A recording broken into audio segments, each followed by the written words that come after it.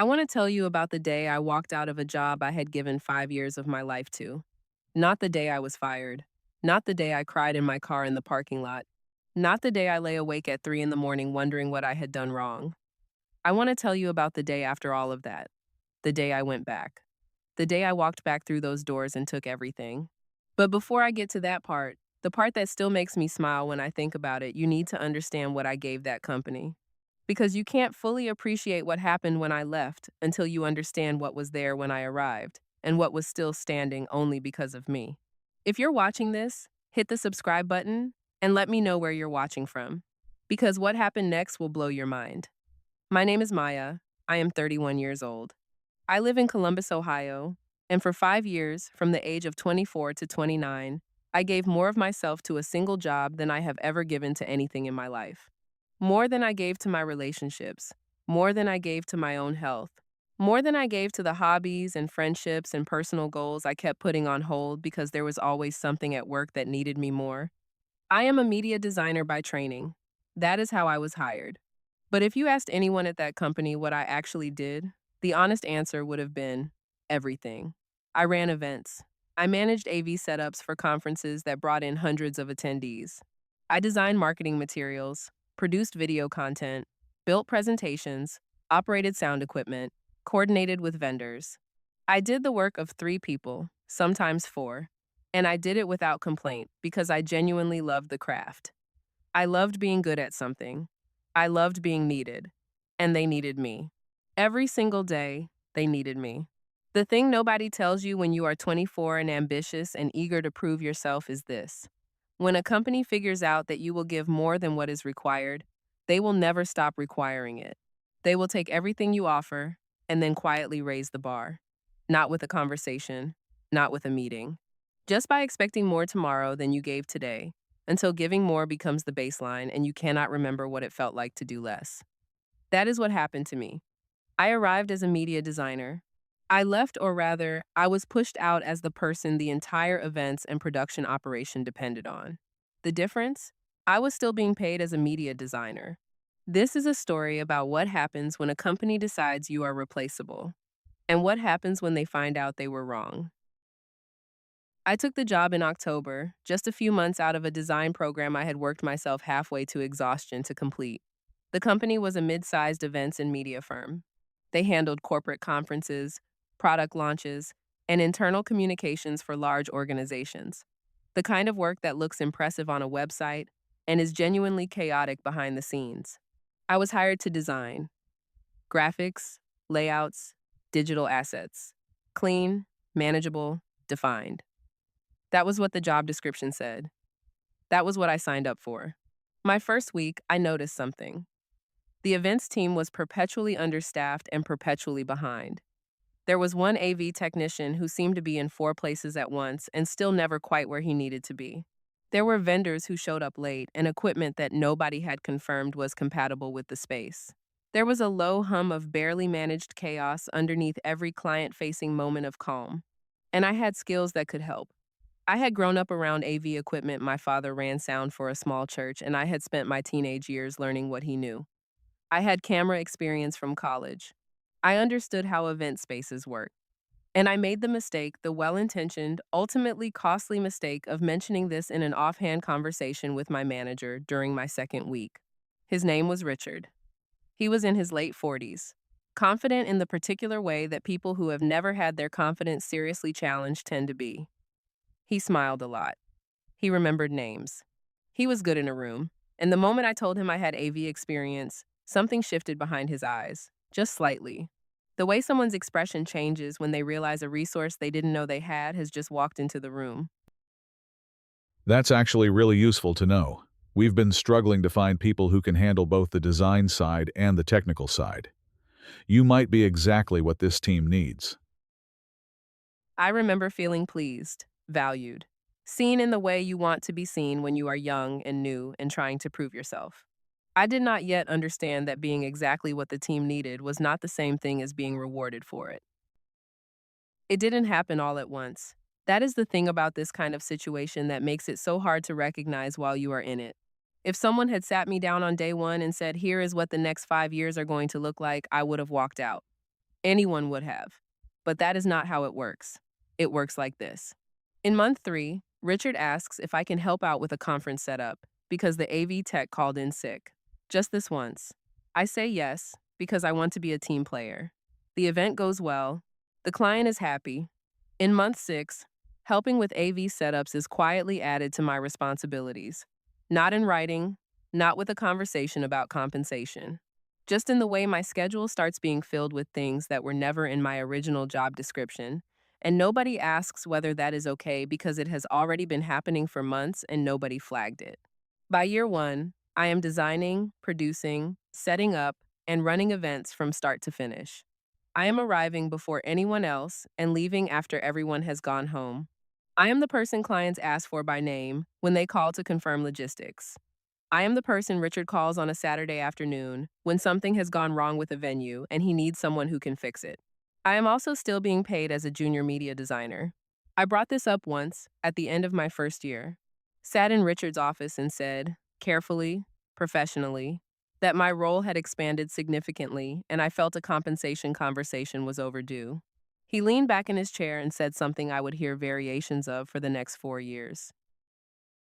Maya, you have grown so much in this role. The company sees that. We value you enormously. I just want to make sure we get the timing right, because the budget cycle for next year is already locked. Let's revisit this in Q2 and make sure we do right by you. Q2 came and went, and Q3, and Q4. So, yes, I said, you're letting me go. Each time I raised it, there was a reason. Budget constraints. A big project coming up that needed everyone focused. A restructure that was happening, and we should wait for the dust to settle. He was always warm, always apologetic, always making me feel that the promise was genuine, just slightly out of reach. I kept waiting. I kept working. I kept giving everything I had. I had a gift for this work. Not just the technical skill, but the instinct, the ability to walk into a space and see immediately what it needed, to anticipate problems before they became crises, to hold 12 moving parts in my head at once and keep all of them moving in the right direction. Events that other people found chaotic felt manageable to me. I thrived in the pace of it, and that love for the work made it easy to keep going even when the recognition wasn't there, but there was something else. Something more practical that I did, starting in year 2, that nobody at that company fully understood the significance of until I was already gone. I started buying my own equipment. Let me explain something about how this industry works, because it matters enormously to what happened later. In events and AV production, equipment is everything. Cameras, cables, soundboards, lighting rigs, wireless microphones, projection systems. These are the tools of the trade, and they are not cheap. A single professional camera can cost several $1,000s. A decent wireless microphone setup can run another thousand. A complete AV package for a mid-sized conference is tens of thousands of dollars in gear. The company owned some equipment, enough to get by on smaller events. But when we started winning larger contracts conferences with 500 attendees, product launches with broadcast quality footage requirements, the gap between what we owned and what we needed became impossible to ignore. And Richard's answer to that gap was always to rent. Except renting is expensive and unreliable. Rental companies substitute equipment at the last minute. Gear shows up without the right cables. You spend 2 hours before an event troubleshooting something that should have taken 10 minutes because you are working with tools you have never touched before. I kept raising this. I kept saying we needed to invest in our own gear. I was told the budget wasn't there, so I made a decision that made complete sense to me at the time and that I would come to think of differently later. I started buying my own equipment and bringing it to work. A camera here, a set of wireless mics there, a hard drive loaded with backup software. Extra cables, always extra cables, because there is no problem in live events that cannot be made worse by a missing cable.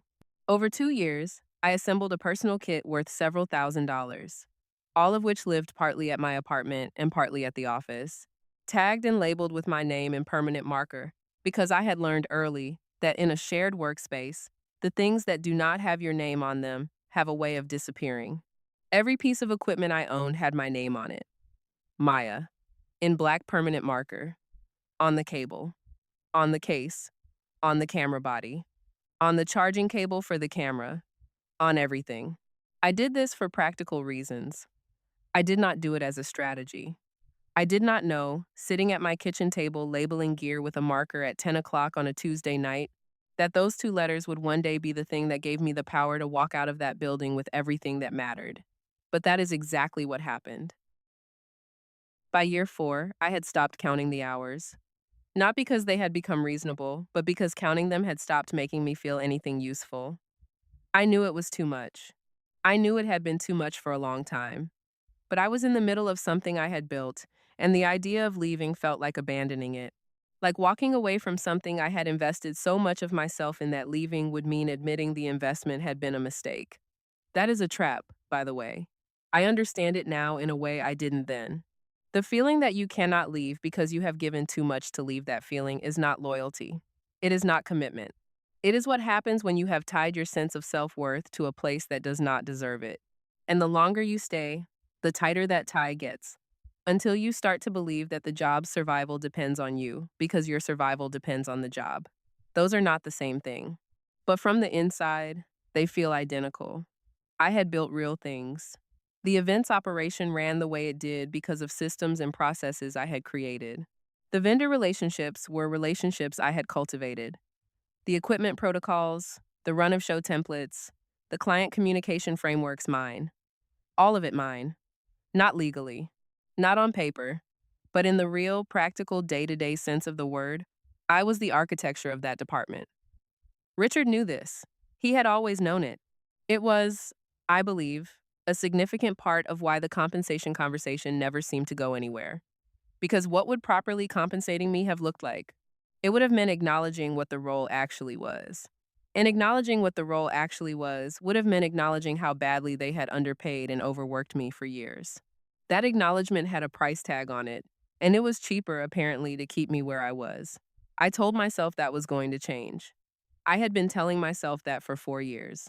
And then, in the spring of my 5th year, Richard called me into his office. I remember what I was wearing that day, a navy blazer over a gray dress, because I had a client presentation in the afternoon and I had dressed up for it. I remember the weather, one of those early spring days that is warmer than it has any right to be, the kind that makes you feel like something good is about to happen. I knocked on Richard's office door and he told me to come in. His assistant was there too. I registered that, filed it away, did not yet understand what it meant. Sit down, Maya. I want to talk to you about some changes we're making to the team. I sat. I noticed he was not making quite his usual level of eye contact. His hands were flat on the desk, which was not how he usually sat. I noticed all of this without knowing what to do with it. We've been going through a restructure, looking at where we can streamline operations and make things a little leaner. And as part of that, we've made some decisions about the events team. Something cold moved through my chest. We're going to be moving in a different direction for the media and events role. We're bringing in someone who can grow into it from a different angle, someone more junior who we can develop. We think it's the right move for where the company is going. I sat with that for a moment, developing the words, turning them over. Someone more junior. Are you letting me go? I asked. We're restructuring the role. Your position, as it currently exists, is being eliminated. Restructuring the role, being eliminated, careful words, slippery words, the kind designed to say the thing without saying the thing. I'll need to collect my personal belongings before I go. He looked slightly relieved. He had clearly been braced for a scene. Of course. Take everything that is yours. You won't be coming back after today. Take everything that is yours. I nodded. I stood up, I shook his hand, and I walked out of his office and straight to my phone to call the one person I trusted most in that building. Her name was Dee. She had worked in the warehouse for 3 years, and she had been one of the only people in that company who had ever treated me like a full human being rather than a resource to be deployed. She was funny and no nonsense, and she had watched what Richard did to me with increasing frustration and decreasing surprise. I called her from the hallway outside Richard's office, voice low, back turned to the room. I just got fired. Oh my God. Maya. I need your help with something. I need you to come upstairs and help me load my car. There was a pause. Then, How long do we have? I don't know, a couple of hours, maybe. Richard told me to take everything that's mine. Another pause. Shorter this time. I'll be up in 5 minutes. I hung up. I stood in the hallway for a moment, breathing slowly, organizing my thoughts. Because I needed to think clearly now. I needed to be methodical. I needed to remember every single thing in that building that had my name on it. And there was a lot. I started in my workspace. The obvious things first. My personal laptop. My external hard drive, two of them, actually, loaded with 5 years of project files and templates that I had built from scratch. My notebooks. The small desk lamp I had bought because the overhead fluorescence gave me headaches. The coffee mug my sister had given me. The framed photo. The potted plant I had been nursing for 3 years. All of it into a box. All of it into the back of my Ford Explorer, which I had pulled around to the side entrance. Dee arrived with a cart and a look on her face that I can only describe as focused. Where do we start? Storage room first, then the AV closet, then the booth. She nodded. No questions. Just started moving. In the storage room, there were 4 cases of mine. Camera bags. Cable organizer. A portable lighting kit I had bought 2 years earlier when the company's lighting rig had failed the morning of a major conference, and I had driven to a photography supply store at 7 in the morning to replace it out of my own pocket. Temporary solution, I had told myself. It had been in that storage room ever since. With every box that went into my car, Richard got more unsettled. I could see him through the glass partition of his office, watching. Not saying anything, just watching. His expression doing something complicated. Dee noticed too. He's starting to look nervous. Good, I said, and I meant it. The AV closet took longer. There were cables, so many cables, most of them mine, all of them labeled. XLR cables, HDMI cables, power extensions, adapter kits. All of it going into the cases, all of it going into my car. Dee carried while I sorted, and I worked quickly because I had spent years knowing exactly where everything was in that room. And then I told Richard I needed access to the AV booth. The booth was upstairs, above the main events floor. It overlooked the arena-style space the company used for larger conferences. It was where the main camera rigs lived, where the mixing board sat, where the heart of the entire production operation was housed. I knocked on Richard's office door.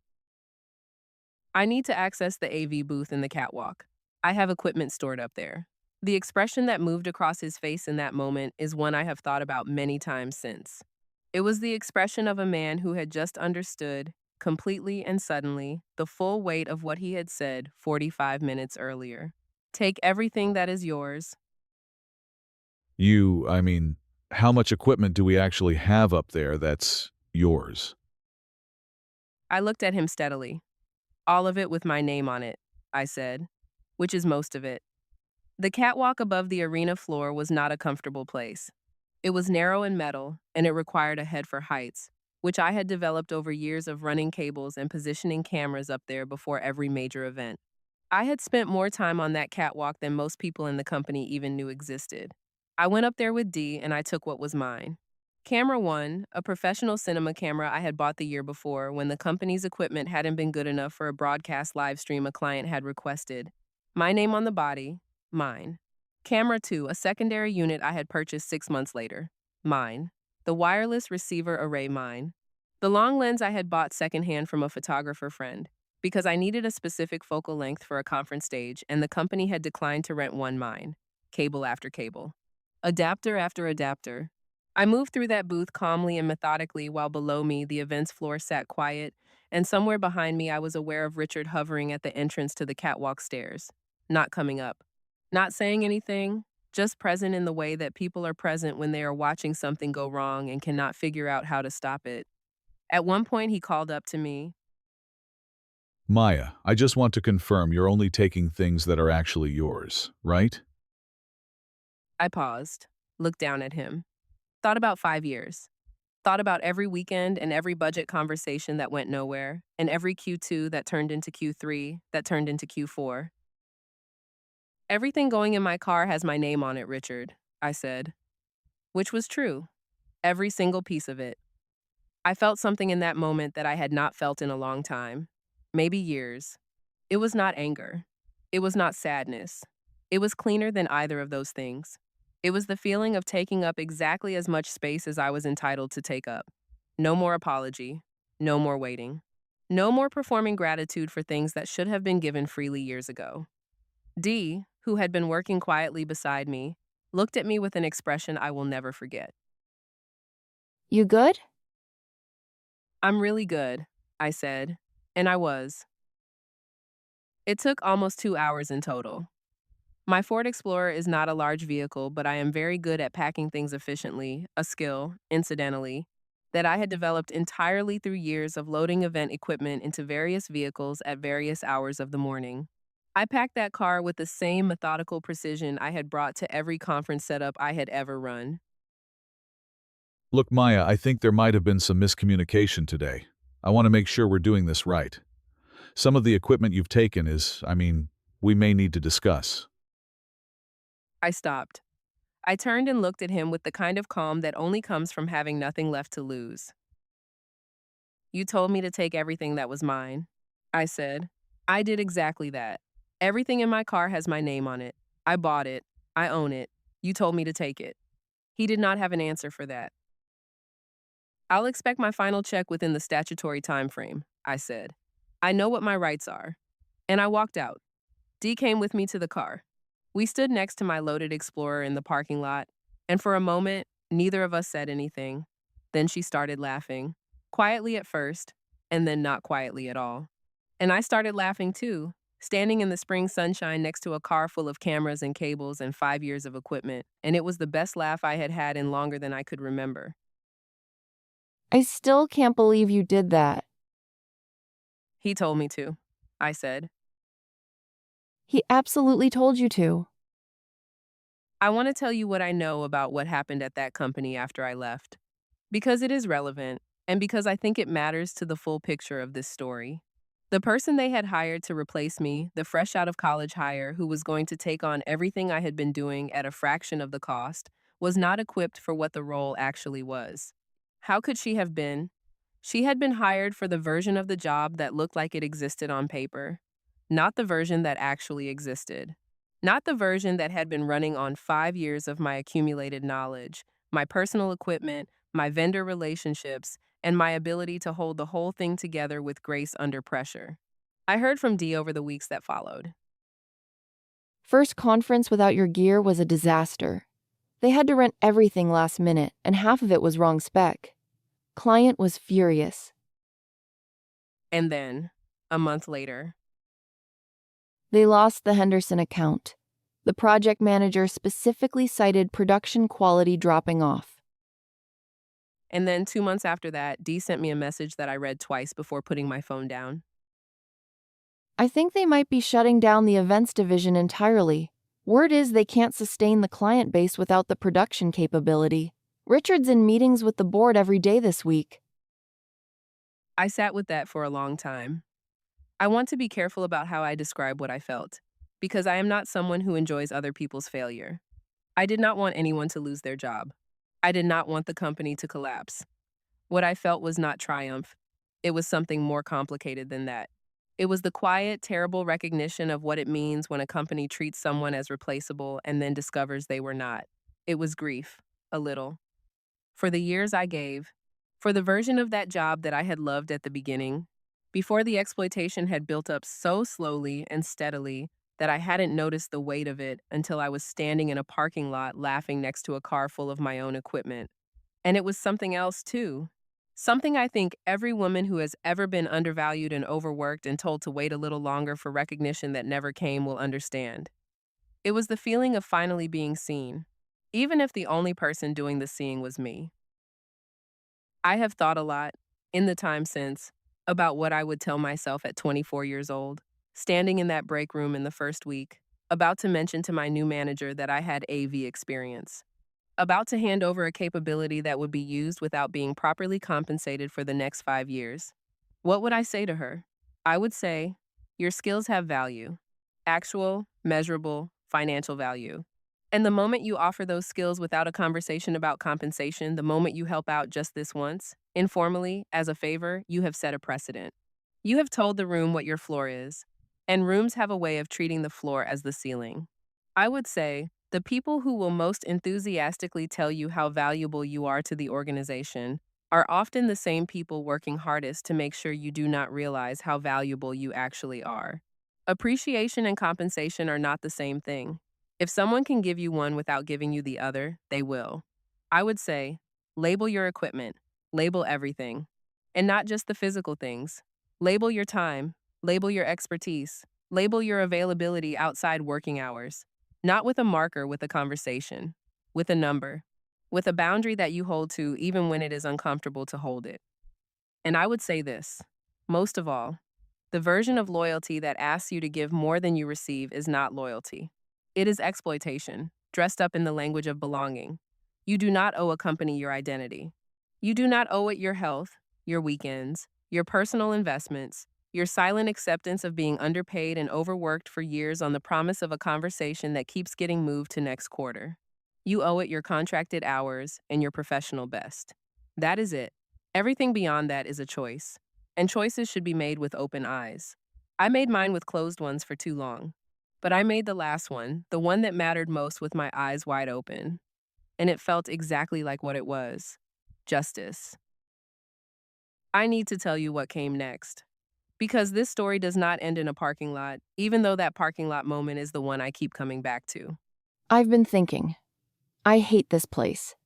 And I think you and I could do what they do, but actually well. I'm serious. Tell me I'm not crazy. She was not crazy. We spent 2 months building the framework before we told anyone. Business plan, rate cards, equipment inventory mine, already packed and ready, service offerings, a name, a simple, clean brand. Two women who between them had more practical events and media production experience than most boutique firms twice their size. Our first client came through a referral from a contact I had built during my time at the company. A contact who, it turned out, had noticed when my work stopped showing up in the production quality of their events and had been wondering where I had gone.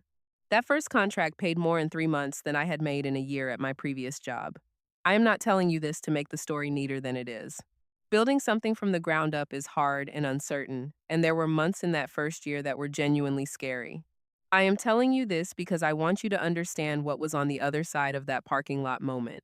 Not just the satisfaction of taking back what was mine, but the life that became possible once I stopped giving everything to people who were never going to give it back. I want to end by talking to you. If you are watching this and you have been in that place, the place where you give and tell yourself the recognition is coming, the raise is coming, the promotion is coming, just a little longer, just one more quarter, I see you. I know how invisible that place can feel. I know how easy it is to mistake your own exhaustion for dedication, to confuse the fact that they need you with evidence that they value you. Those are not the same thing. A company can need you desperately and still treat you as expendable. The fact that everything falls apart when you leave is not a surprise. It is the confirmation of something that was true the entire time you were there. You were worth more than they were paying you. You were worth more than they were telling you. And the gap between what you gave and what you received was not a temporary oversight waiting to be corrected. It was a choice they made, every single day, because it was cheaper than the alternative. Know what your work is worth. Know what your equipment is worth. Know what your time is worth. And when someone tells you to take everything that is yours, make sure you know the full inventory.